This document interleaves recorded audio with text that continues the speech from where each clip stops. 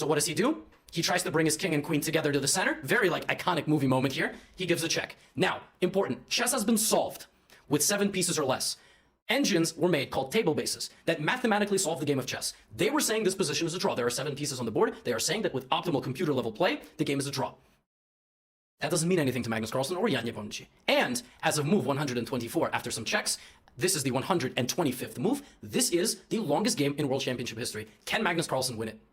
Notice that notice that Magnus has moved king and knight together. The king is obviously not going to march down the middle. The king is going to march on the side and hide where little bunkers with the pawns or the knight or the rook, and the rook is going to push everybody forward. So Jan plays queen b3. We have rook to d5, king to e7, rook e5 check, couple of checks, and now this is the perfect situation. The king is cut just down the f file. Magnus Carlsen has played e5. Jan Nepomniachtchi has one and only one way to defend this position now.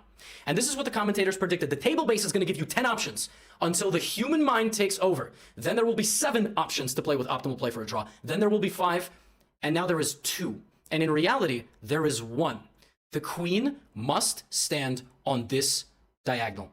Why? Because the king will march up this way. The queen can harass the king and the knight from the back. It also cuts the opportunity to move the pawns forward together. You must play apparently queen c2 or queen b1. Since the game happened, there might have been more analysis on this on table base, but I believe that is what they said during the broadcast. If I'm wrong, then they're wrong, and then everybody's wrong. That is what they were saying. Jan plays queen e6. Jan Nepomniachtchi is now losing game 6 of the World Chess Championship match. Magnus Carlsen comes up the h-file, and all of a sudden it becomes very clear. We have gone past the point of no return. Queen takes f5, knight g7.